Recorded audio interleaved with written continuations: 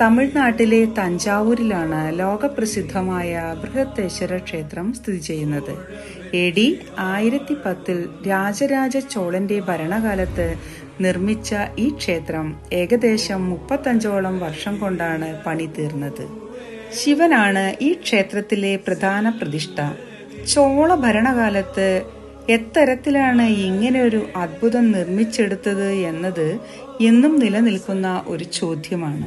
ബൃഹത്തേശ്വര ക്ഷേത്രം ഇത്രയും അത്ഭുതമാകാനുള്ള കാരണം അത് മനുഷ്യനിർമ്മിതമാണ് എന്നത് തന്നെയാണ്. 80 ടൺ കിലോഗ്രാം ഭാരമുള്ള കുംഭഗോപുരമാണ് ഈ ക്ഷേത്രത്തിന്റെ പ്രധാന പ്രത്യേകത.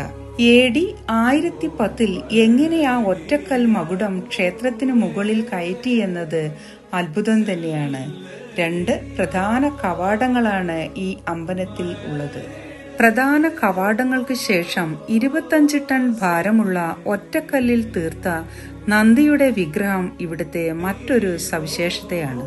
100 കണക്കിന് കൽത്തൂണുകൾ നമുക്കിവിടെ കാണാൻ കഴിയും. ചുറ്റമ്പലത്തിന് ചുറ്റും പ്രത്യേക രീതിയിലുള്ള ലിപി കൊത്തിവെച്ചത് കാണാൻ സാധിക്കും.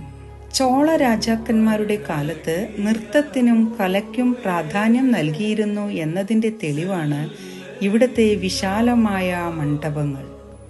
ചുരുക്കി പറഞ്ഞാൽ ബൃഹത്തേശ്വര ക്ഷേത്രം എന്നത് കണക്കുകൂട്ടലുകളാൽ പൂർത്തീകരിക്കാൻ സാധിക്കാത്ത ചോദ്യവും അത്ഭുതവുമാണ് എന്ന് തന്നെ വേണം പറയാൻ.